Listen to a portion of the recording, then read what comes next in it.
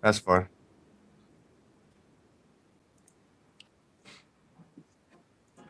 I'm gonna check out this like alternative camera angle as well while I'm looking at it. I haven't checked it yet. I just read it and went, "Oh yeah."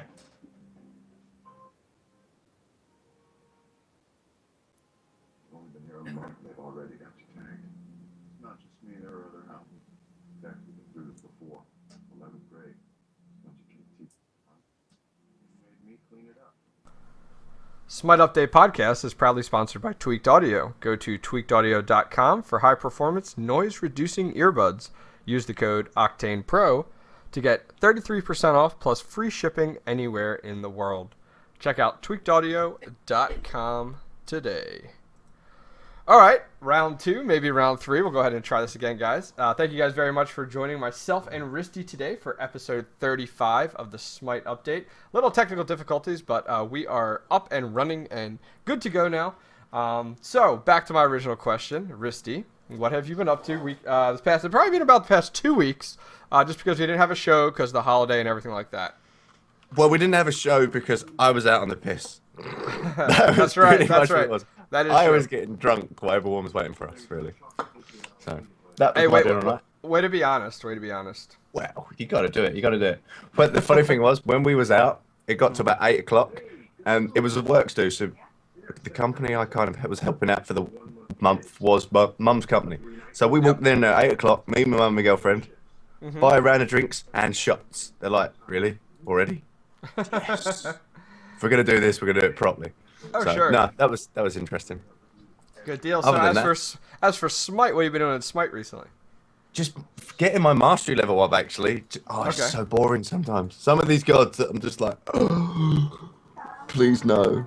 But then So it's kind of funny because so are you trying to get your mastery on like all the gods, or is there just like a certain god you're trying to get like? no, I'm trying to get like the whole selection up. So I know I'm done, and then if anything changes with them, they're like overpowered, like Vulcan. Well, not overpowered, but useful in like League. I can use them. Yeah, Other than yeah, that, definitely. So it's good to do. But no, it's been fun. I've also started toying around with now, because they now let you select how to do different casts for different skills. I've changed a few things to like instant cast now, which actually is Okay. helping out quite a lot. Like Sure. Chungar's 2. I had that on instant cast. Bang. I went from getting hit by every ISIS ball to you can't hit me anymore. Oh yeah, so, yeah, definitely. so it helped quite a lot. Sweet, sweet. Well, I'm trying to think. Been playing a lot of Smite recently. A little bit of DayZ. Pretty good amount of Counter Strike too. I've been playing a pretty good amount of Counter Strike Go. Kind of getting sucked into that. Been playing with a few of the Hi-Rez employees, and that's been a lot of fun.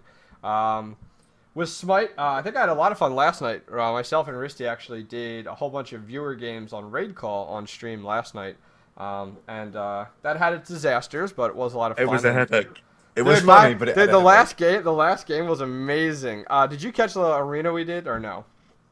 No, not the one after I left. No. Okay, we did it. We did a 5-man pre-made arena versus just whoever. Like we just queued up, and we had. I was playing Erez. Someone else was playing Odin.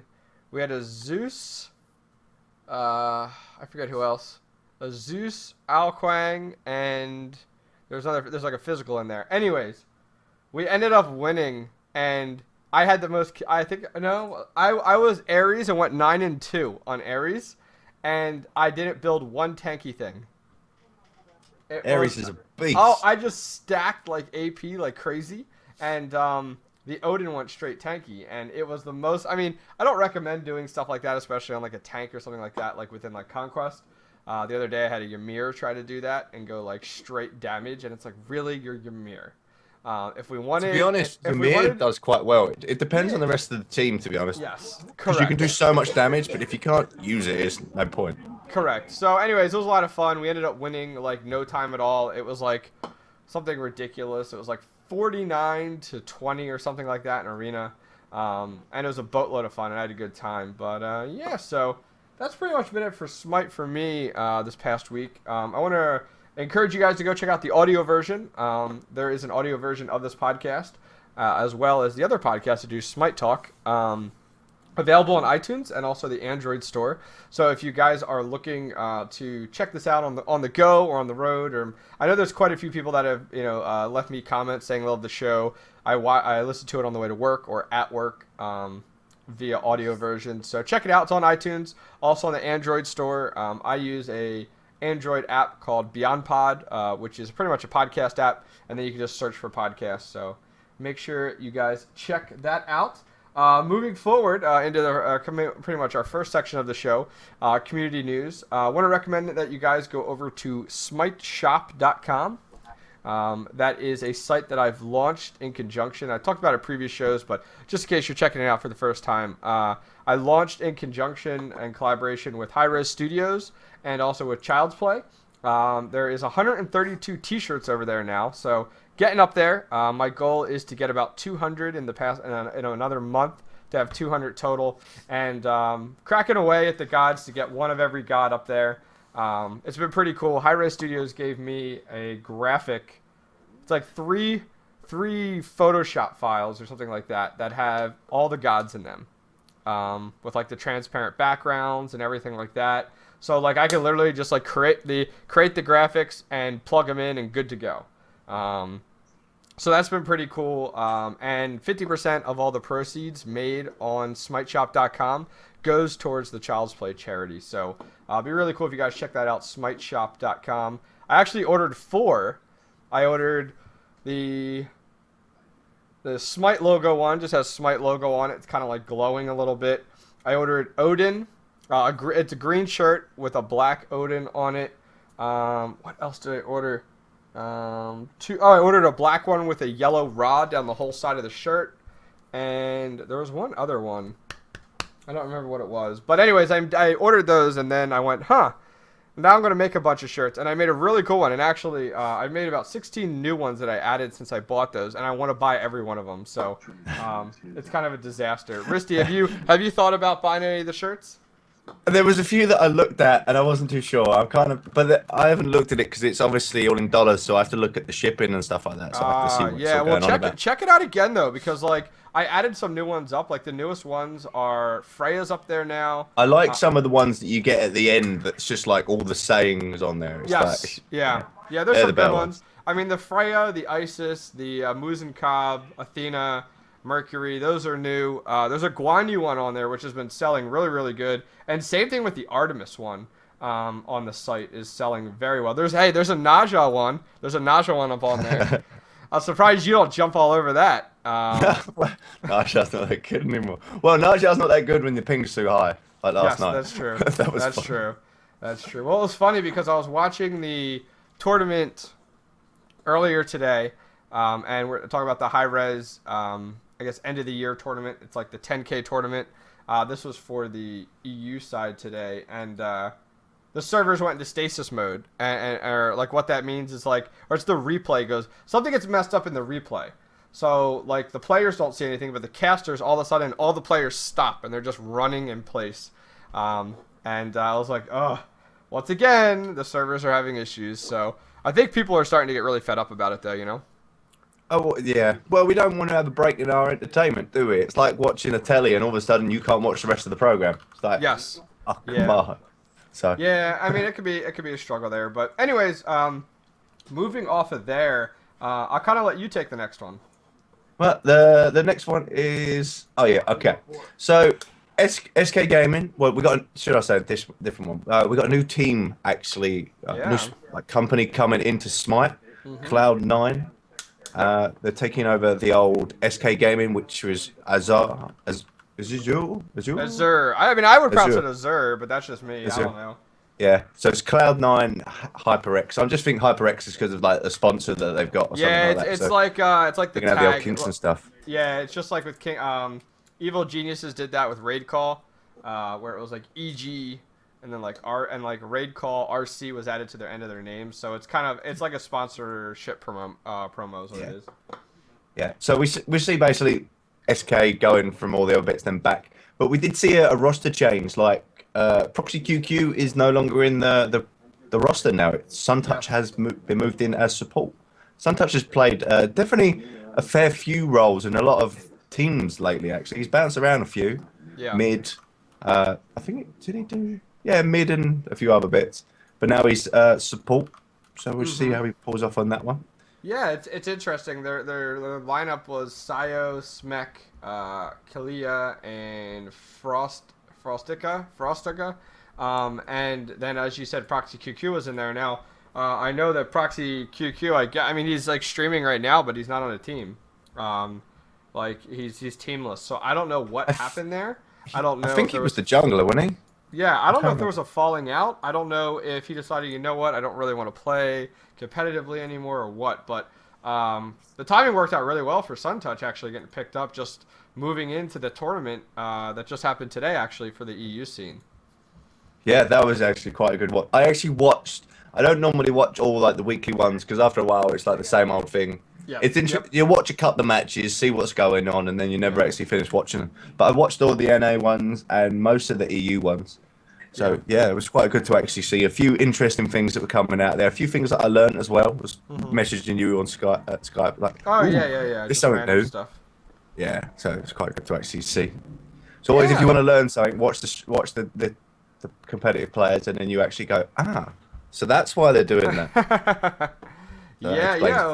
Yeah, I mean, I'm interested to see how SunTouch works out for the team. I know that there wasn't really a lot publicized about what the falling out with SK, and it kind of sucked to see like a major team kind of fall out of the scene. But Cloud9 Hyperx is supposed to be one of the top few teams in North America for League of Legends. So the kind of comes along with the name is the following for Cloud9. So it'll be good to kind of get that.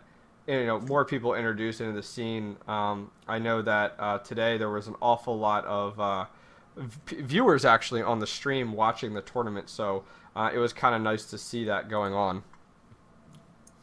Okay, yeah, and then we've got the next big thing that's coming up, the 100K tournament in March.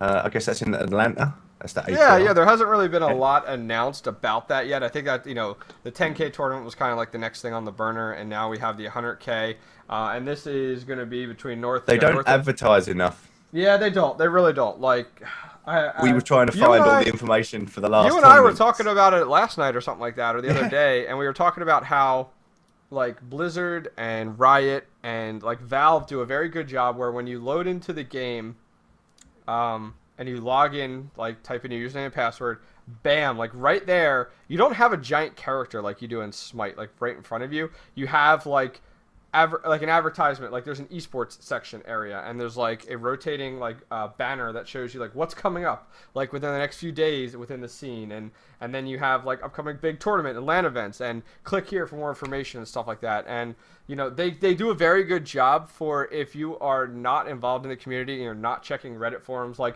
everything's right there in game for you, which takes you to those locations, and that's what they really need to do. I feel like they need to get rid of advertising the next god, the new god that's up on the screen when you first enter the game, and let's see that front page overhauled to be more of a community hub. You know what I mean?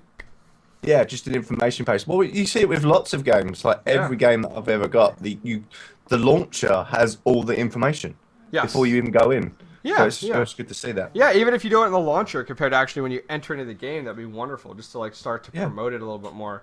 I would like to see it directly in game though. I think that type of starting to integrate everything into the game, so the game is like a one-stop shop, would be perfect. Because the amount of times I just have my launcher just snap straight into game that I don't even look at it. But there's nothing to look at on it, so you don't think about it. Yeah, so it's just things like that. The launcher's not really updated enough. Maybe something that we see more updated after the game launches. But anyway, so the $100,000 tournament is including North American and EU teams. And the way that you get invited to it is starting January 4th and then ending February 28th.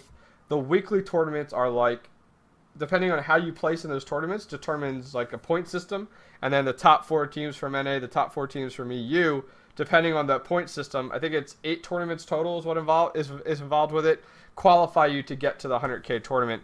And the 100K tournament is on the 29th and 30th of March in Atlanta, Georgia, which is kind of the home city for Hi-Rez Studios. They have not yet announced the convention as to where it's going to be at, the venue and stuff like that, but it's still pretty bad, isn't it? Yeah, I mean, it is pretty bad. I mean, we're in December. The thing is, and I don't know, Hi-Rez likes to do everything last minute, I feel like they've Yeah, been but that promoting, messes up everybody else to get there. well, that's the thing. Like you could talk about this event like 6 months ago, which they did, even longer than that. I feel like they talked about this event like 8 months ago, but yet and then they just let out information like a few weeks back, and it's like, all right, we're having the event. Here's the dates. Here's how you qualify for it with the teams. That's it. And it's like, well, if it's a LAN event, you want to give out all the details. Yeah.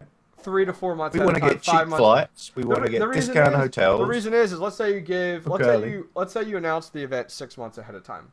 Then throughout the entire 6 months, people could go ahead and, streamers and stuff like that, and employees can go ahead and advertise the event to get more local more people going to the local event. People can plan their hotels, which will be cheaper, as you talked about. You can plan your flights, which can be cheaper because it's way ahead of time. Like, as soon as I booked mine a few weeks ago, my plane tickets, and I'm really happy about that. But I wanted to purchase my hotel tickets or my hotel stay, but I couldn't because no venue's been announced yet. So I don't want to buy a hotel across the city. So I want to wait to get a hotel right next to or near the venue.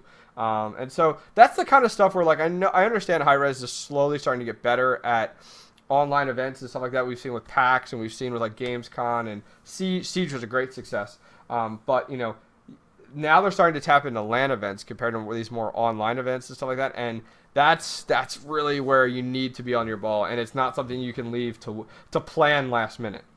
Because it's the only event that's there is going to be Smite. It's not going to be associated with any other events. So yeah, well, they could just get into a hiccup if they leave it so late. Yeah, that it could be somebody huge can't flop. go. One of the teams can't go, or something like that. Well, and that's the thing. I mean, they're stopping they'll know the teams that qualify for it like that last weekend on the 28th. So all the teams that the 4 teams on each side will be good. So they'll know, but that's exactly 30 days out. And it's like, yeah, well, it's like, right, so I need to get a flight to go in like 2 weeks time, 3 weeks time. yes. You've got about a week to organise a flight to get there in 3 weeks time. Yeah. Pretty bad. So they probably should have done was used this end of year one to use it as a qualifier. Yeah, I mean, it could be. The downside is, like, the end of the year tournament, it's kind of rough to base that off of. I mean, it's kind of been goofy. I was watching yesterday's tournament for the North America and today's tournament for EU, and it kind of bothered me because a lot of the teams are, like, jumping all over the place recently. Team names are swapping, stuff like that. Like, there was one team... Yeah, today. We go through phases, though, don't we? Yeah, the scene really does, and I feel like they go through phases based on what is going on in the scene in regards to competition. Like, all of a sudden, there was a huge tournament today. Well, within the last week, we've seen, like Cloud9 was announced, and Cloud9 took on Azzur, who was previously SK. Yeah. But then there was also what was going on, like Cognitive Gaming, who was previously Exertus Esports, like a week or two ahead of time. All of a sudden, Exertus, the team, players decided to move on to a Cognitive Gaming. So, like, all of a sudden, Cognitive Gaming was going on there. But yet there was another Cognitive Gaming competing in the tournament. And then, like, another one. Cognitive Gaming EU moved on, and I guess they left Cognitive Gaming, and they won the tournament today for the EU scene. How's that pronounced? Marathon? Oh yeah, no idea. I look at that and just go, not even gonna. Yeah, and it's like, what? And I look at it and I go, I have no clue who this team is. Like who is this team? Now, if I go ahead and look at the players on the team, it's like Youngbay, Lobster, Cuvo, Fred, Game Hunter, Trix Tank, stuff like that. So they're well-known players, but it's like the players are jumping all over the place recently. So it's been like an entire disaster, I feel like. At least we can kind of say that they're kind of jumping as teams. They're not jumping as individual players like we used to have back when it was like Root, Curse, and that. Yes. Just like it was proper player swapping. Now it's at least teams are moving to a different team rather than just like individuals. So it's weird, but it's not kind of just kind of destroying the scene a bit. So it's kind of, I don't know how to look at it sometimes. Well, great. And moving on from there, the next thing, we kind of had a post made, most things requested by you for Hi-Rez to implement, and spoils going on with Hi-Rez Erez. So if we go ahead and look at that, I guess the other day there were some spoils, so like the other week, some spoils going on from Erez. He's going to be, as you guys might have known, they went ahead and increased the amount of people you can have in your in-game clan from 9 to 999. It also will, they're going to start implementing here clan rankings, levels, and flags. And so it's kind of going to be a thing where if you're in a clan and you're playing together and you join in like a custom game for like a tournament or something like that, your clan flag will actually be like on the map somewhere. Like it'll be hung, like the banners within the throne room of the Minotaur will have your team logo on it per se, or something like that. Or banners could be hung on the towers or something like that. Yeah, now I'm interested to see if That'd they be pretty allow good. people to upload their own, or Well, they need to. They can't. You can't have a banner that's made in game or if they from have a whole in-game bunch of, stuff. or if they have an in-game like banner generator. The reason I say that is because you'll have to, of course, add limitations and stuff like that in regards to like how big the file is and stuff like that, and if it has to be reviewed first. Like, do they send it to? They submit it, and then it's it has to be reviewed. I would think they would submit it, review it, but like I feel like that's a lot of like there should be some Of course, I assume there'll be some requirements in there, like how many pixels it has to be, and dimensions it has to be, and what colors you can use, and what colors you can't use, and stuff like that. So that'll be kind of cool to see. Well, you'd have the banners, and you'd want like team like Dignitas, like old SK or the new Cognitive would want their logo actually on the towers if you could do it. That's kind of where I think I'd it'd be hope for awesome. that. I mean, there's Yeah. so much potential they could do to help integrate it some more. So that was something that was discussed. And then I guess the top few, we won't go through all these, but the top few kind of requests people have been requesting, which I didn't realize there was such demand for this, was to sell parts of items. Where like I want to sell my tier 3 to go back to my tier 2 or something like that. Well, Have you noticed the this? problem is you can't actually sell back your tier 3 to tier 2 without Yes. losing gold. You can sell the other ones, fine, Yep. but you can't go back. So like if you accidentally buy, we've already got a tier 1 or something. Or for some reason, you need to sell part of a tier. You can't. You lose money. Yeah. So it's like you maybe bought your final level of boots, but actually you want an active instead or something else like that. It's not very good sometimes. Because I did it the other day actually. I was like, I think I got focus void stone, and I was like, Yeah. I'm a bit of a support. I'll get the standard void stone. Yeah. Sold it. Went to get the other, and I went, okay, that's wrong. But the funny thing is, I bought the whole thing outright as well. And I still lost money on it, so there's something a bit broken in the system there. So hopefully they fix that, and it'll be much better, I think.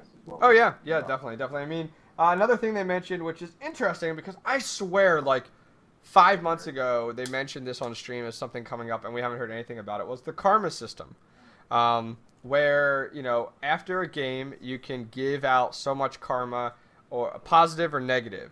So like if Risty and I played together, but we can't be in the same party. I think I remember them telling us this, and I went ahead and gave Risty like positive karma, like +1 karma. Great, and the people, and you could start to collect that up, and you could spend that. Maybe you could purchase gems with a certain amount of karma.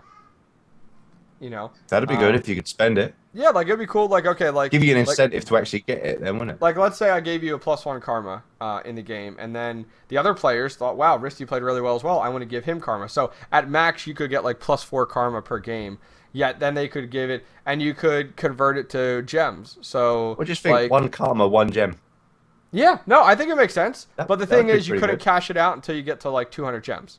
At the different increments. That would take you a long time of being really nice. It would, It's- and you know what? It would be a huge benefit, I think. Even if it was like, if they were like, oh, we don't want to do that, we want to do half then. Do like, 2 1 karma, point yeah. is worth, whatever. And then the negative side would be like, hey, Risty was a huge BM. He fed completely on purpose. I mean, sometimes people feed and it's not on purpose. Sometimes it's just they're new playing or they're put in a position it doesn't work out.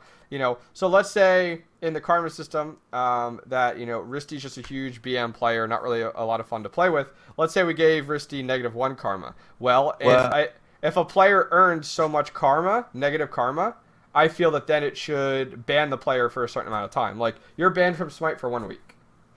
The problem with negative karma is people throw out so much negativity just too easily. Like the positive stuff, people really have to go, man, he's pretty good. I'm going to give him good karma. Sure, but the negative stuff, people will, if you give out first blood, report him. You do this, report him. I mean, I guess that's true. The Yeah. thing is that you shouldn't be. I mean, of course, you won't be able to give out the karma until the end of the game. I mean, and when I see somebody that gives out first blood, I'm like, oh, that sucks. But I don't judge them right off of that. Like, you a could lot of people do. Yeah, you could have just been ganked or something like that. But I can see what you're saying. Like, negative karma could Yeah. be something that could negatively influence the game. The thing is, you just kind of want to stay. Like, I can see what a lot of other game developers have done. It's They just just stay positive. away from the whole negativity. So Yeah. you're not thinking, was he good? Was he bad? You're just Yeah. literally thinking, was he good enough for me to give him that? That way, then no one's thinking he was an idiot, so I'm going to give him -1. The You're other literally just downside of thinking, "I'm that not is gonna give a player that BMs a lot and is kind of toxic for the scene. He doesn't think of it when he joins a game and he's like, I don't care about karma. I'm just going to continue BMing. Nothing is solved there. But if you did set up negative karma, let's say a player got, I don't know, like, let's say a player got 100. No one would get any karma. Let's say you got It's so 100. much easier. Let's say you got 100 negative karma. Okay, like that's a lot of games. That's 40 games. No, yeah, no, it's even more than that. So let's say you got 100 negative karma. They should be banned from Smite for a week. And a reason I say that is because the amount of games you played and the amount of games you played as an awful player, not helpful to the scene, this says, okay, we don't want you to play our game for a week because we want you to think about the fact of how you're playing the game. You know, I mean, I understand it could be very negative for the scene, but at the same time, it could really, really help with some of the BM issues. I think it's an interesting idea. Yeah, I mean, you'd have to be tested. You'd have to test it, you know. You literally wouldn't get any positivity out of the karma system. It would be like this. It would be like a griefing system, pretty Yes. much. There, Yep. it would be how much of a griefer are you, and then it's like I think PlanetSide 1 used to have this like a system like this in where if you killed people on your own team or did friendly fire damage, you Yeah. would get griefing points. If you got Yeah. over like, which would decay over a certain time, but if you got to 1,000, your weapons would lock out for 30 minutes. Oh, okay. Of in-game time, so you actually had to be in-game to move the time out. So it was a proper punishment. So stuff like that could kind of be the way you go there. But then if you did both the plus karma and the minus karma, Yeah. you'd never be in plus karma because someone would always like, oh great, I finally got someone give me an upvote, great. Then the next 4 games, just because someone's had a bad day, see ya.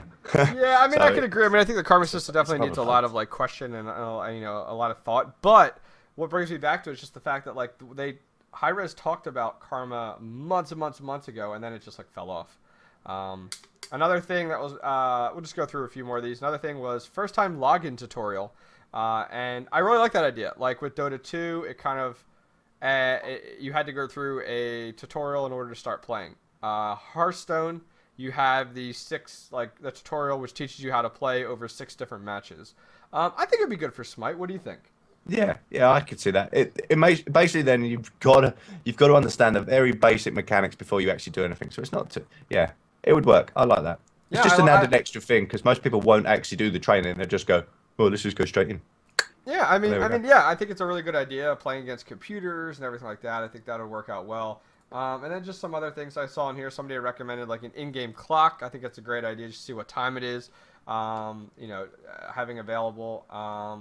Also adding in the ability to find out your total game time played, kind of like within WoW or other games where you could find out, okay, I played, 100 days or something like that. I like that Yeah, I think it's because a good I idea, actually too. got Raptor on my computer. It's been telling me how much I've been doing. It's only recently been accumulating the hours though. It took like till about I'd say 6 months ago before it started capturing Smite. So I'd love to know before that, but with Raptor. If anybody wants to know Raptor, RAPTR, it is a desktop thing that monitors how much game time you actually have, stuff like that. So it does actually track Smite. That's the thing. But I'd prefer it in client. That would be so much better because then you can look at it and go, yeah. Yeah, That's and there's a whole bunch more other recommendations which I really really like. I think they would improve like the game overall. Like somebody had said something about In-game clock. I like that idea. like mini games built into it, like the whole side deal of like a whole bunch of different types of mini games, kind of like a custom section, stuff like that. And so there's a whole bunch of different things that could be added in. But there's a link in chat. I'll definitely put it in the show notes when it is up on YouTube. And then moving on, the last thing we have here is just kind of something cool. This was posted by Hi-Rez Stew, which is kind of, I don't know his exact title. I know that he has a lot to do with the server side, and I'll put the link in chat. It is in Imager picture, and he pretty much put it on Reddit and said, "Okay, internet, time for you to impress me. What is the coolest thing you could do with these?" And I could really see somebody taking these graphics and putting together like a little like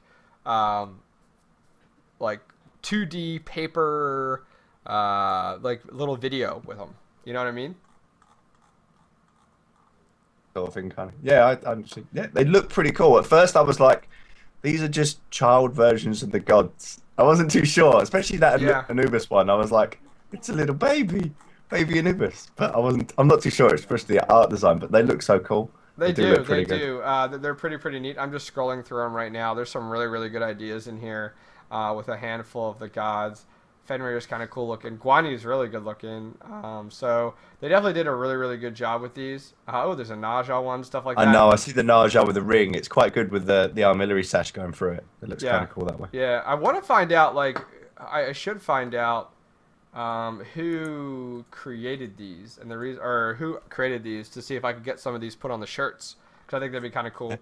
You see with your shirts, I noticed a few bits. Like, you normally see like one solid cover of the color of the portraits of whatever they are.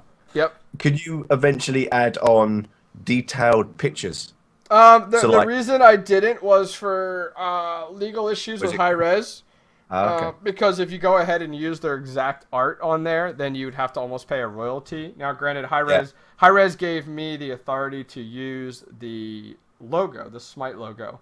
And so, the Smite logo is on the SmiteShop.com website on some of the shirts. And but the thing is, I didn't even bother to push the envelope to go into using the God graphics because that opens up a whole other door. That's proper legal area. And I was like, I wasn't even going to ask about it. The silhouettes are kind of like nonchalant type of deal. I mean, they're kind of different. I mean, as a Smite fan, we could go ahead and identify every one of those gods by their silhouettes. So, something to definitely keep in mind, and that'll keep. I'll have to contact Hi-Rez Stew and find out, if somebody at Hi-Rez made these. I would definitely have much more of a likely chance of using them, or if like somebody in the community is using them, that's something to look into. So definitely check that out, guys. I put the link in chat, and I'll throw it over to Risty to take away our esports update section. So the North American, we got the esports update. So the North American results were Cognitive Gaming first place, Denial Esports second place, Team Dignitas actually third place, and Last Resort fourth place. So Denial knocked out Team Dignitas, and Cognitive knocked out Last Resort. It was an interesting one to actually see. I'm really surprised by this, but I'm not. And the reason I say that is over the last several weeks, we've seen Team Dignitas placing third several times. I don't know what well, to be honest, Denial was quite funny, actually. Every single game they played, they took first blood. I noticed that. At the start of level 1. Yep. They went in every time and took first blood. It was like, right, okay. But it's kind of weird to see where their strengths are. They've got the really early game strength where they take that first blood, they carry on. Team Dignitas are very good at farming and split pushing. There was a lot of times where, obviously, each other know the teams. They know what's going to go on. And even like the casters said that Team Dignitas like to, after a team fight, get back, split push, and try and get as much out as possible. Well, they did that a couple of times, and Denial went, they're split pushing straight for the Fire Giant, and that cost them the game in the end. So they just kind of, because people know how the teams play, they're kind of adapting to it a bit better. But Team Dignitas actually do have the farm. Somehow they can sit there and actually increase their farm, because you was watching it on the graph, they were just catching up or getting further ahead, doing nothing. No objectives, no nothing. Just standard farming, they pull ahead. But it's the objectives that are kind of a bit weird. It's just Denial were just really good. I mean, I honestly feel Denial's like I can see why Denial got second. I didn't have a chance to watch all the finals there, but I've watched Denial over the past several weeks, and they're amazing. I think if they are able to sculpt some of their gameplay and some of their strategy a little bit better, I think they could be the best team in North America without a doubt. I mean, now granted, from the finals, Cognitive Gaming just rolled over Denial Esports. There wasn't really a lot of contest there, 2-0. But either way, I mean, Cognitive Gaming, as I talked about before, was originally Exertus Esports, is now Cognitive, and they just came in and did very well in the North American 10K tournament there. Last Resort's kind of been hanging in there as kind of like the underdog each week, and Team Dignitas. So I think that the finals are not surprising. No. It's, to be honest, you kind of look at it as everyone's where they should be. Where if you kind of sit there and think of all the rankings, they kind of all work out. But yeah, no, it's been pretty good. But I am surprised that Dignitas have kind of fallen out. I think it's just that everyone, when everyone looks up and think the best teams, they're obviously going to think Dignitas, and they're obviously going to go, right, how do we beat them? And they're going to study them. They've obviously got all the eyes on them, so people are going to see how they play, how to kind of get around them, and this, that, and the other, and little tricks against them and stuff like that. So it kind of helps. All the bans out, like Lazarus could never get Athena. Every game it was banned. That Loki was impressive. But yeah, no, it was just definitely a good watch, as well as the EU stuff as well. The EU stuff, as everybody knows now, we are the most creative players out there. So it's quite you guys do think of some unique team, I just say lane comps and also like placement stuff like that. I know like a lot of the EU scene had looked at like a 1-2-1 combination with a jungler at one point. Yeah. But actually, I was thinking about the NA one as well. That Vulcan, the best on the Vulcan, man, that damage. Oh yeah, definitely. It was quite funny how they're doing it, because the casters never really thought, right, they're going to line up the Vulcan ult to do anything, and it turned out that they were just firing it, seeing if it hit anybody, and then just collapsing on them. That was pretty much all it was. It was just like, oh yeah. And even the best did a tweet later on: how to play Vulcan, press 4 and pray.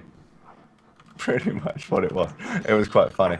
But for the EU side, first place went to, how do you pronounce it? My guess is going to be, let's see, Amaranthine. Right, there we go. That's first place for you, everybody. Where do these idiots come up with these names? I swear. No, they're just determined to mess us up. There must be like some like incredible meaning behind it. But I'm googling it right now because I don't understand where these people come up with it. No, okay. Reason Gaming second, Cloud9, which the old SK ones is everybody. Cloud9 HyperX third, and Mortality EU fourth. All right, so the proper pronunciation is am, so like the am, ranthine. So ranthine, and the definition is of relating to or resembling a marathon, and it says eternally beautiful and unfading or everlasting. Hogwash. How is that fit into Smite? Yeah, I want a man name. I want destroyers. Something like that. I don't know. Something. Come on, man mode me. Let's go. I don't know. But anyways, yeah. So Cognitive Gaming EU went ahead and I guess dropped the Cognitive Gaming. The players dropped the association with Cognitive, and I guess this is more independent, but it's kind of cool. They went ahead and took that game, so that really works out really well for them. Dropping it, being more independent, and then going ahead and taking it. Reason Gaming still in it, surprisingly. I feel like Reason Gaming has faded a lot, but Reason Gaming, and then as you talked about Cloud9, I think the biggest upset was Mortality EU today. They have been first back to back a lot of these tournaments, and now we're seeing Mortality just they choked. They definitely choked this week. They definitely, something happened. I'm just trying to see who they were up against. It says Cognitive Forge, but that isn't who. Reason Gaming, I guess. It's no. Where am I looking at? Here we go. Sorry, I'm on the wrong one. They got beat by the winners. Yeah. So you can understand why they lost. They were knocked out there. Yeah, well, yeah, I can understand that, but still, then in the third place match, you kind of sit there going, yeah. I didn't see it. I was kind of like part watching it. I didn't quite see this one. Sure. I don't see how they've messed up on obviously the scoring. So it only says 1-0 actually on the esports website. But yeah, I'd like to see what actually happened there. Yeah, I don't know. Maybe just, but a lot of things can happen in the games. There could have just been like a quick, like few people killed, fire giant, bang. We know how quickly some games can turn. So that's how that one. But yeah, a bit of an upset. Yeah. But that's it. Right. Okay, well, moving on from there, that's kind of our esports section there. We're just going to briefly skim through this section because we're kind of quite a bit out. I mean, this was released on the 18th, which was 10 days ago, more than 10 days ago. Yeah. Yes, so we're kind of going to skim through it. Just kind of we're going to give our most of the, if you guys are checking out the show for the first time, we usually go into more depth about the patch because we do it the same week it comes out. But this was the past patch that came out about 10 days ago, a little more, and we saw Chaac come out. We don't even need to go through all his abilities, but we did have a chance to kind of discuss them. What are your thoughts on Chaac now that you've been playing him for a little over 10 days? I like all of his skills apart from the radius of his one. I feel that it's a bit big. I literally sat in mid lane and I could almost touch wall to wall.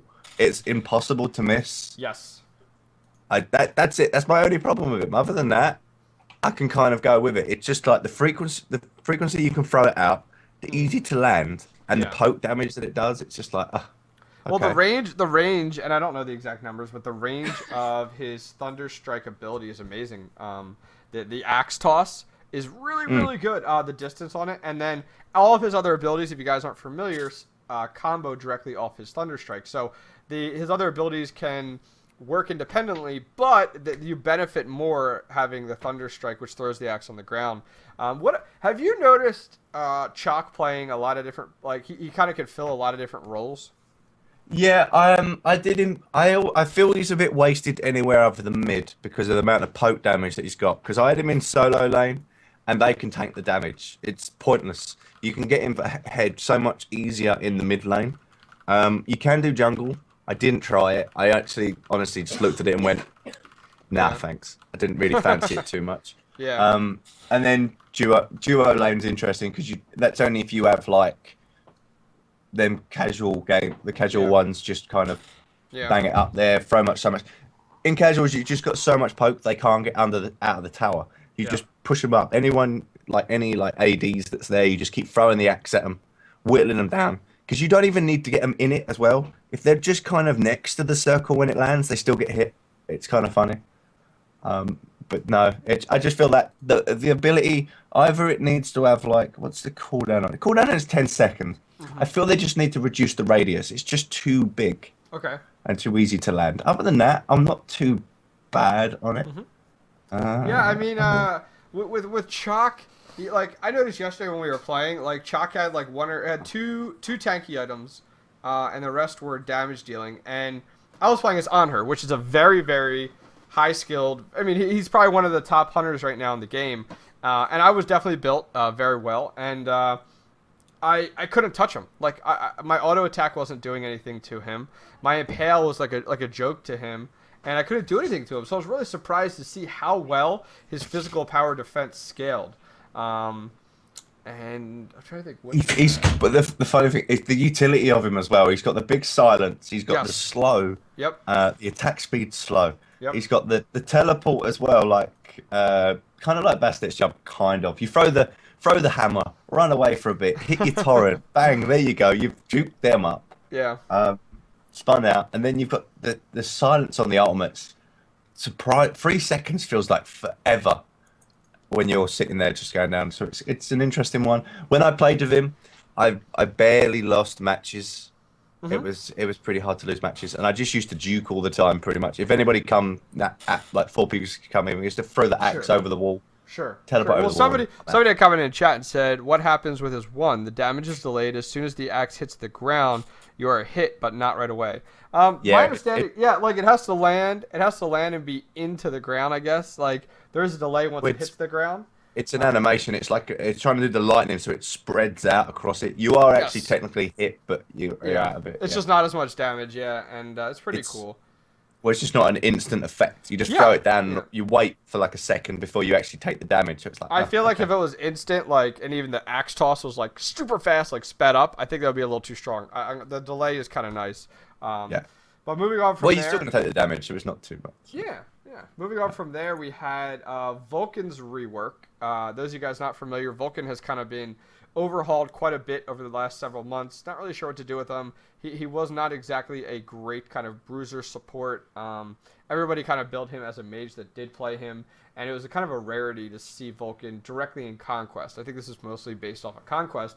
I know people saw a decent amount of him in Arena, but he had so he went from what he was before, support kind of tank, directly into mage, and on top of that, his ultimate has been changed up, so it doesn't just go into like a big, he doesn't get the immunity, and his cannon doesn't get very large, stuff like that. Now his ultimate, he kind of like crouches over, and some bombs deploy directly from his back, and the distance is amazing, and the damage is amazing as well. So with that said, I'll throw it over to Risty. Risty, you and I have seen a lot of Vulcan. You have played a lot of Vulcan. What are your thoughts overall on Vulcan since the changes made about 10 days ago? Slightly strong. There is a few guards that kind of ruin him. An aggressive Hebo can destroy him quite well. I was up against the Hebo, and an aggressive one destroyed me. Literally, it was so hard to get back. A slightly mediocre passive Hebo, you'll destroy. Yeah. And a few other bits like that. He just got such a good lane clear with the backfire and the magma bomb. And also the thing I noticed, that the cooldowns are so short on like backfire. It goes from 9 seconds to 5 seconds. Sure. And as well with the magma bomb's 10 seconds, so that's all right. But the backfire is such a short cooldown, as well as such a small mana cost. Because if you use it at the mid camp with Vampiric Shroud, you're already full mana again once you get to lane. So he's got such a good lane sustain that it's like, I feel maybe they need to increase the cooldown a little bit on him. You're throwing out some skills pretty often. He does good damage, and that magma bomb, that indirect damage over walls. The amount of kills that I've had people running around jungle camps, I've just stopped, gone the other way, threw it over the wall and gone, yes! I'll take that one, thank you very much. It's magma bombs, great fun. Oh, I mean, they're really strong. The damage is you talked about how like the cooldown. I think you and I talked about how the cooldown was just too short. I feel the cooldown could be adjusted, and the damage needs to be adjusted. I just feel like it's an immense amount of damage. Now, granted, the delay in the air is pretty decent amount of time. So if you do hit it, ta-da, good for you. But yeah, I mean, I don't know. I'm kind of torn. I'm about 99% positive we'll see some type of adjustment coming in the next patch. Yeah, I could. If it was just like 1 or 2 seconds, I'm not that. Like 2 seconds on both abilities, I'd be quite happy with. That's just that extra little bit that kind of make him need to get a cooldown reduction just to get it as it is now. Yep. That's kind of like a best rate of valor, just to get it as it is now. I'd be quite happy with that. Yeah, I just kind of felt as I was using the abilities, I was throwing them out so often. Like literally, it was like throw one ability out, throw the other ability out. Oh great, my backfire's off cooldown already. Go for it. Throw down my turret. So literally, I was constantly chaining skills. I felt like hell, really. That's pretty much what it felt like. It was quite funny. Yeah. The ultimate's fun. I honestly, with how strong it is, with how much damage it does, I'd leave it, to be honest. Okay. Leave it as it is. I actually feel, because it actually takes some sort of like understanding and expertise to kind of land it properly. Fair enough, like if you're getting attacked and you drop it on your head, there's no real skill. But if you can land the long range shot for that full damage, fair play to you. Give you that one. I'll let you have that one. But I was getting it, the weird thing when we was in game with you and I was doing it. I couldn't one shot anybody. Like the amount of times, probably in the space of like 3 or 4 games, I was getting everyone to like 100 HP or just like that little sliver, and they weren't dying. I don't know if that's something built into the skill or I was just really, really unlucky. I don't know, but it was happening quite a lot. Yeah. No, I completely understand that. Moving on from there for Vulcan, I'll let Risty pick up a few things.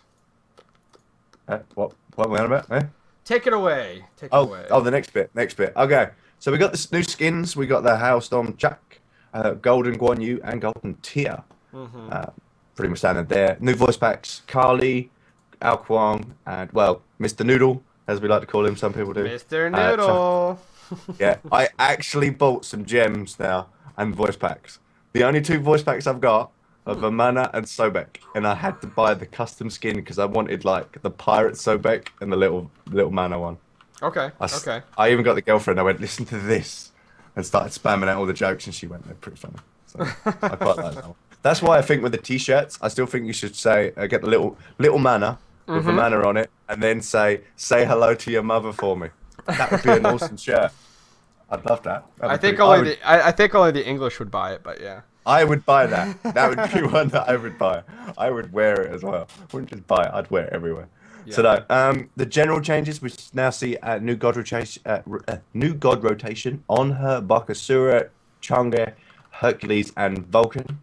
So that's definitely an interesting setup. So now, not the fact that they changed Vulcan, everyone can now use him. Everyone can probably use him anyway. They also overhauled the party screen and buddy list and party system again. So now a lot of it's reverted back to how it kind of was, with a few extra bits. And we kind of noticed that with like the friends list, we now got a massive set button, which actually helps thank quite. goodness. Oh my gosh. Especially you. I only get like friends like one or two at a time, so it's not too bad for me. But I suppose for like people like you, Driver, and that, you just like 100 at a time. There we go. Bang. Oh, I think I just broke the 800 friends listed. Like I have 800 friends in game, and I know that, the people definitely have more, without a doubt. And it's just it's brutal. Like it just takes. It was really rough before because when they first implemented the system, for the friend system, you would go ahead in and it would say, okay, like you have 5 new friend requests. I'm like, great. Let me scroll through where can I find them real quick? You can't. I had to scroll through my list in alphabetical order, find, let's say the new friend was John Smith, find him, and then click accept right next to his name. Scroll down some more, keep scrolling. When you get up to like 800 people, you know how long it takes you to go through that list? I'm all right. I'm at 52. I'm fine. I just had to check. I was like, how many have I got? Yeah. I feel like Facebook. There we go. You got more friends than me. I don't like it. No. Yeah. So no, the in-match item store has undergone some changes a bit. I did notice, but I need to double check. So I will be just double checking in a sec what it actually looks like. Yeah. Where am I at? Practice. So there's that. So that had some changes. It actually doesn't look that bad. I wish it would remember like what selection I had from like the standard view to the group view, like the icon view. Sometimes it does and sometimes it doesn't. I also noticed one thing as well, like on 4, I've got actually a favorite section that'll always have like my starter jungle build there. How do I get that on other gods? I don't even know how I got it the first time. I don't know because I haven't, in all honesty, I've never worked with the editor that you're talking about. I mean, I know you have to work with the editor, and then you have to apply it to each god and save it, and then it's saved per god. That might be why you have to go. You have to go into the editor and like create your build, and then do save, and then it'll ask you, do you want to save it as the? I want to say it's recommended, and it resaves over the recommended. Yeah. Okay. Yeah. No, I got that.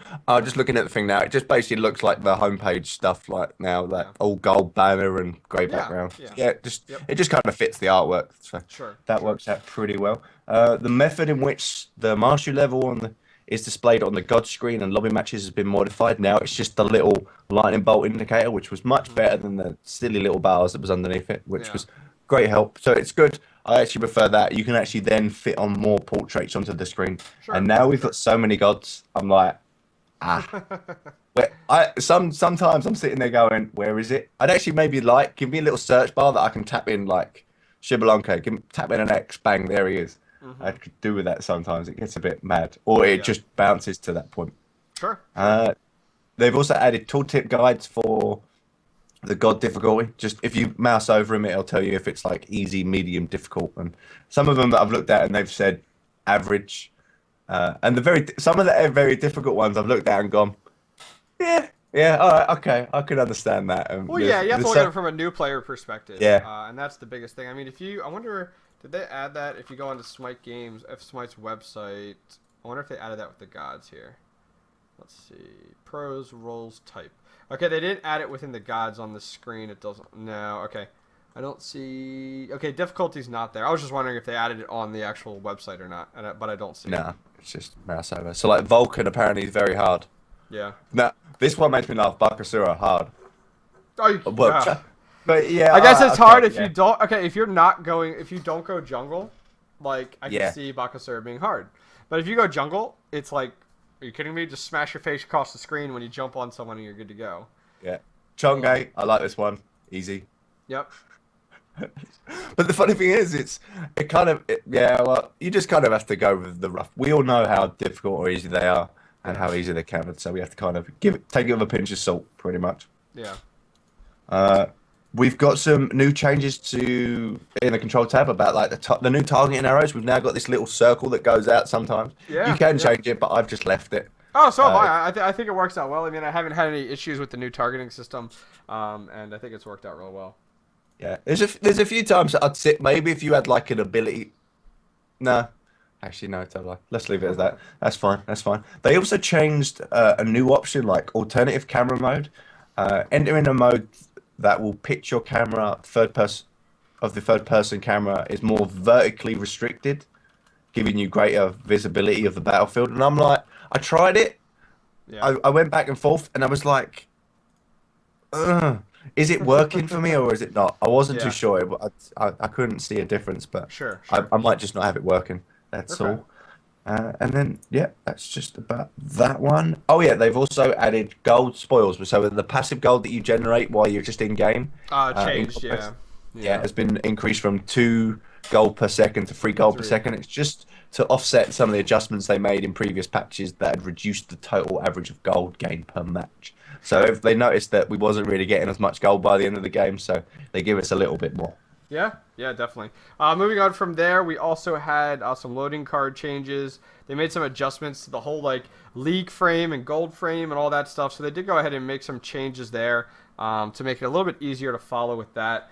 Spectator mode, they went ahead and made a few little auto zoom based adjustments. I have seen that where it kind of when you jump on someone, it kind of auto zooms in a little bit like slowly. So that's kind of cool. Jumping to the gods, I just kind of point out things that kind of stand out. With Arachne, the max active egg count has been reduced from 5 at all ranks to now 1, 2, 3, 4, 5. So starting out with Arachne, the reason they did that is at rank 1, you could have 5 of the Broodling sacks planted on the Gold Fury, which would make it insanely easy to go ahead and take Gold Fury at level 1.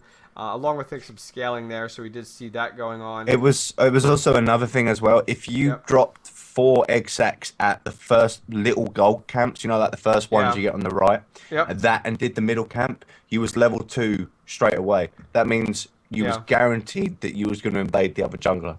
Guaranteed.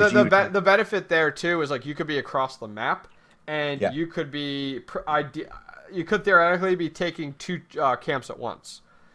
Not regarding so the only thing it nerfed was that initial start, because after that you only ever used 1 egg at a time, and depending on how you level, I always used to put all my points into the eggs first because they do so much damage. Just let them go.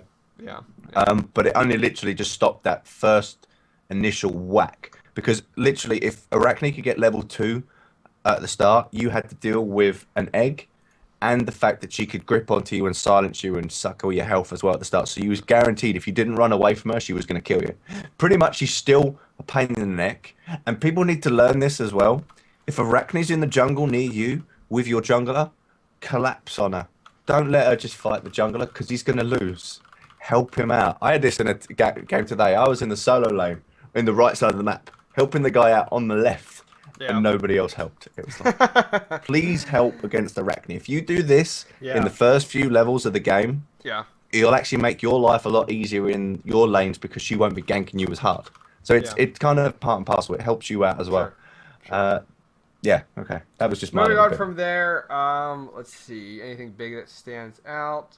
Chunga. The Crescent Moon Dance no longer grants a protection buff.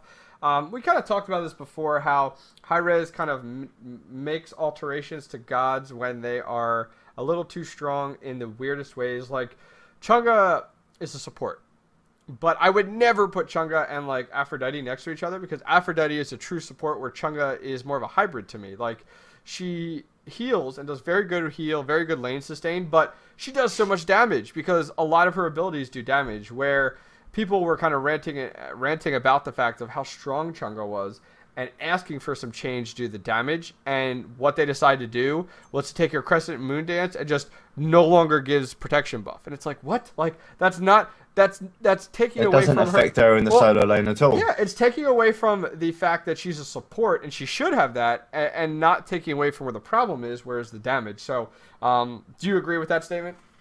Yeah, I literally, because half the time she's on her own anyway, so who is she going to give the protection buffs to? Fair enough, maybe the creeps, they'd survive that little bit longer, but it's more the fact that now she's got 2 damaging skills that also heals as well, but she just spams them out quite often. They're in low cooldown, so they can go out quite well, and she's got a good sustain.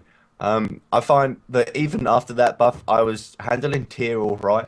I didn't really have too many troubles with many like solo laners, and I could keep pushing. And the best bit about her is, if any trouble comes at you, you throw out that ult. And it's kind of funny how it goes, because it's like a big whoosh. There you go, have some of that. And they just stop dead. It's like, haha, have some of that. That feels pretty good. So, no, yeah, I wouldn't know where I'd want to nerf her now, to be honest. I feel give her like maybe a one, maybe another 2 seconds on the Crescent Moon, potentially. I feel that would probably be about it. That would kind of even her up for me. It wouldn't kill the damage output like the initial burst, but it would slow the repetition that she can keep just throwing out that Crescent Moon, because you just keep chaining skills, turn around and Crescent Moon again. It's like okay. Yeah, no, I agree. From there, we also saw Nuwa had some changes. They actually increased the fog lifetime from 8 seconds to 10 seconds, so she got a little buff there. And the same thing with the Clay Soldiers. So I could definitely see the Clay Soldiers buff there, because, you know, Nuwa is kind of a support, I mean, she has the ability to push lane really, really well, and so they want to make that very viable. But the thing was, like, I wasn't seeing people leveling the Clay Soldiers early at all. I saw everyone taking the Flame Strike and leveling that first. So I can see them kind of, you know, giving this a little bit, you know, giving those soldiers. They did have 200 health each, but giving them a little, and then it was 200 health, and then I think it was like, I don't know, it was 20%, I think, of Nuwa's base health or whatever. But either way, we had the Nuwa changes. Did you see a need for the fog and the soldier change, or was this something that kind of caught you off guard? The fog possibly no. The soldier changes, they needed a buff. They were too insignificant. No, I started using them more now. I kind of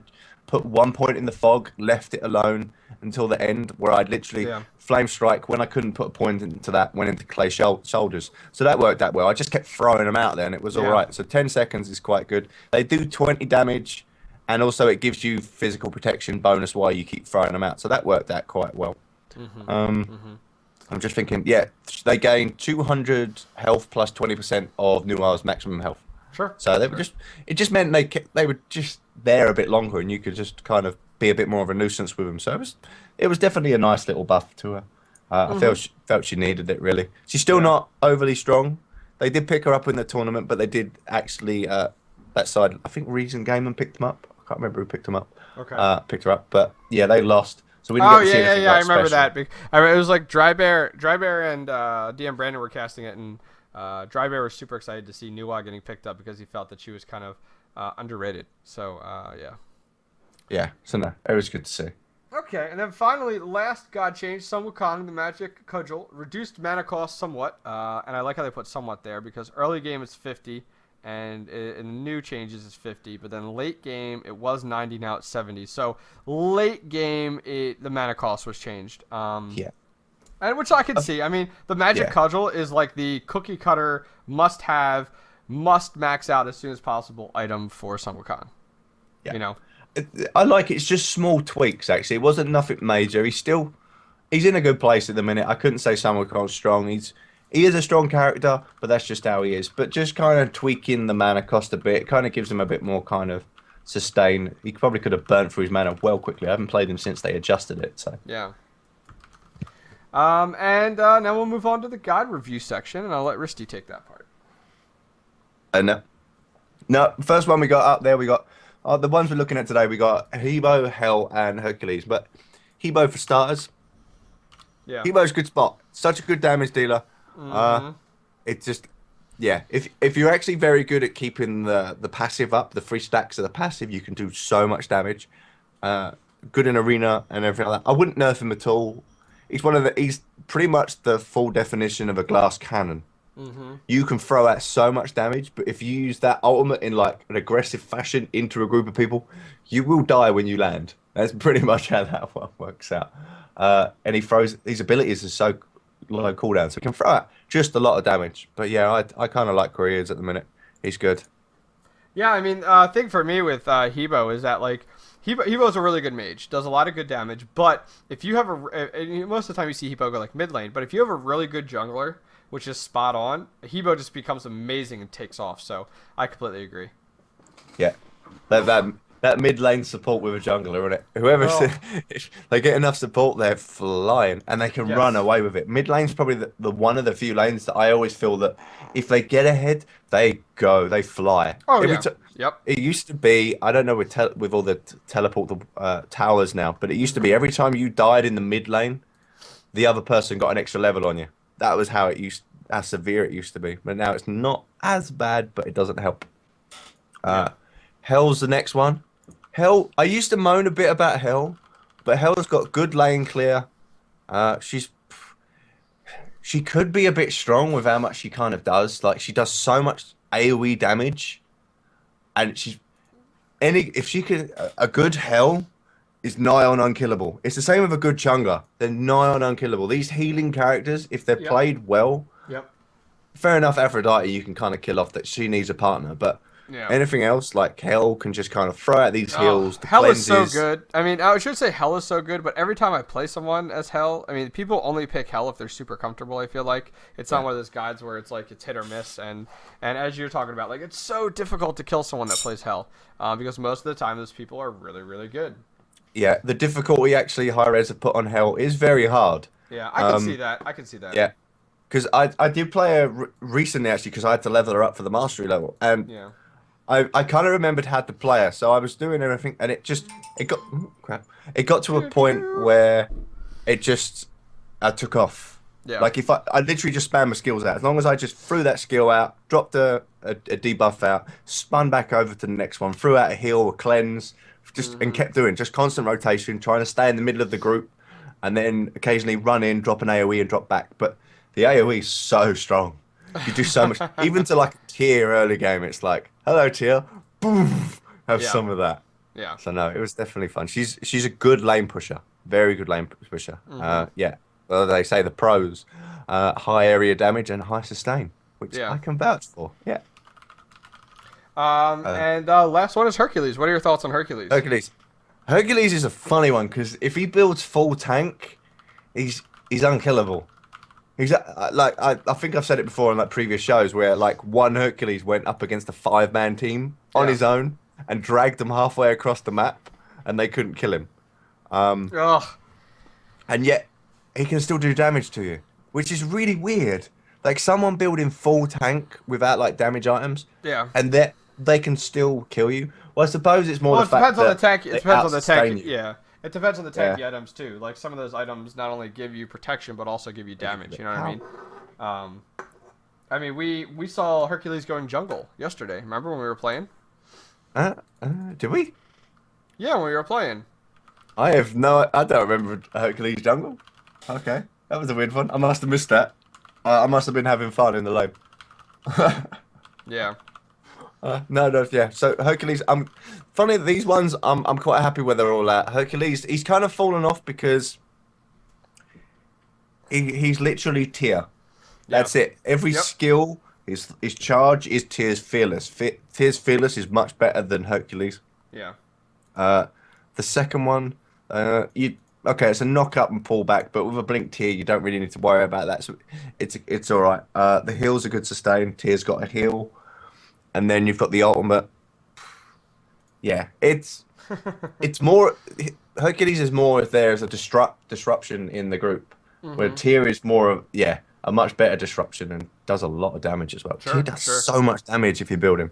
Oh god, like as a mage, Tyr gets you with fearless. You're practically dead in one hit. It's just like go away. Go away. Tyr is I swear, Tier was put into the game by Hi-Rez to stick 2 fingers up at the player base. That's how I feel every time I see Tier. Every time I get hit by that fearless, I'm like, I That's hate you. funny. I That's hate funny. you, Hi-Rez. Oh, sure, sure, without a doubt. I mean, I can. He's now my new hate. Ares I can deal with. I don't mind Ares now. I love Ares. I could give Ares a hug. It's now Tier. So there we go. A That's definitely good good to Tier know. is another one that's unkillable and can turn the fight because they're so tanky, yet they do so much damage and they Yeah. mess up everybody so much that it's Hmm. kind of funny. Yeah, I mean, I like where Hercules is at right now.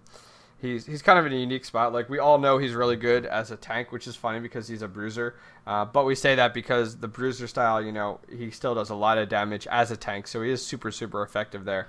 I just want to make sure that as Hercules is a bruiser, well, I want to make sure that he is not going ahead and being a better tank as a bruiser than what a tank should be. A tank should be able to do, someone classified as a tank should be able to play the tank role better than a Hercules, because Hercules is a bruiser, and that's kind of one of my arguments I always have, where it Yeah. comes down to these hybrid classes, and the hybrid classes should not excel better than the classes that have that as their primary. So, If you look at it that way, I think Tyr and Hercules are harder to kill than a Sobek and Ymir. Because they're likely to kill you before you can kill them. yeah, that's a Sobek and good Ymir point. can't really kill you, Yeah, yeah. but they still No, die just as they quick. can they can run away, and it takes forever to kill them. I mean, I agree with you there. It just sometimes bothers me when like a Hercules is unkillable compared to like a Ymir per se. But yeah, just kind of the same argument you had about the amount of damage that they're dishing out, and same argument we had about Chunga. Chunga plays a great support, but all of a sudden she's doing as much damage. I think or they've sometimes just switched more. her over to mage now and just left her away from support. They're just like, she's a mage. Just go for it. Just one of them Yeah, ones. yeah, yeah. So I that's think it's true. the fact, like, yeah, someone said they also have heals. Yeah, I think that's the problem. The fact that they've got so much sustain. If you yeah. give a tank a heal, maybe it'd be a bit of a problem. Sure, sure. That's kind of what it is. You just, especially with that power cleave that Tyr has, he can go from like a third health back up to full. It's like, Yeah. oh, really? I've just whittled him down that much, and now he's just gone boom, back up, and then you've Really, got to go for it again. really, So really. it's just kind of. But I suppose that's also where Tyr is better than Hercules. Tyr can go from nothing, hit a power cleave, and bang full health. Hercules has to charge up that mitigate wounds from damage taken in. That's kind of Yeah. where probably Tyr just pops it. Yeah, but Pushes nobody. it. I feel like the builds that you build for Hercules and the builds that you use for Tyr are on different sides of the spectrum. Like Yeah. most Tyr builds are favoring very heavily your attack damage, whereas most Hercules builds are definitely focusing tanky items that give you some physical power. Yeah. And so it's a little bit of a flip flop, because like Tyr might get 2 items that are quite tanky, but that's really pushing it. So they are very similar, but they do definitely have their differences. Yeah. All right, well, moving on from there, guys, that pretty much concludes today's show of the Smite Update podcast. Special thanks to all of our listeners that have given us 5-star reviews on the iTunes store. We do appreciate it across all countries. We found out quite a few weeks back that iTunes reviews don't just pop up on the one for North America. They also pop up for Europe and Canada and all that. So I've been trying to check those as often as possible. As always, the Smite Update is a production of OctaneProGaming.com. Please visit OctaneProGaming.com for more great content, along with another community podcast, which I'll be starting here in about 30 minutes, which is called Smite Talk Radio. That'll actually be on Hi-Rez's channel, Smite Game. And I have a team owner who's actually going to be the guest today, so make sure you guys do check it out. Smite Update records every Sunday at 5 o'clock p.m. Eastern on twitch.tv/OctanePro, SCII. Once again, that's OctanePro, SC, and then II. You can check me out on Twitter at OctanePro, SCII. And Risty, where can people check out your content? I just thought I want you to make a the gaming website bit car sticker. Make it I what? would wear one in my head for the show, just for a crack. What would you wear? Get an OctaneProGaming.com car sticker. I'd wear it on my head for the show.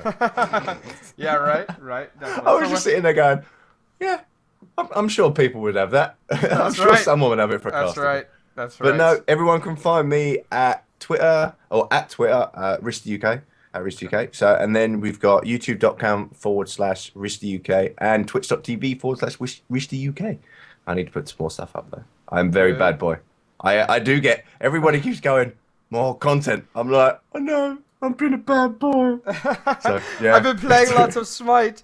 You know, you could just be, you know, you're playing a lot of Smite. You could just put up the gameplay as well. They don't have to be, you know, you could consider going a gameplay route and start putting up a lot of gameplay because you're playing so much. Yeah.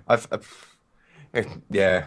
I was supposed to be streaming over like the whole Christmas bit, but I've been so ill. I'm like, yeah. You were. I didn't want to do it. Yeah. You were definitely sick yesterday. You could tell, so I can understand that. So now I'm all right now. Well, I might stream after the show. Oh, perfect. Big thanks to the show sponsors, Tweaked Audio. Once again, if you go to tweakedaudio.com, you can get some high-performance, noise-reducing earbuds, and if you use the promo code OctanePro, you can get 33% off plus free shipping anywhere in the world. Make sure you check out Risty and I next week on Sunday at 5 o'clock p.m. Eastern for the next episode of this Smite Update podcast. We'll see you guys then, and I'll see you guys in about a half hour for Smite Talk. Take care, guys.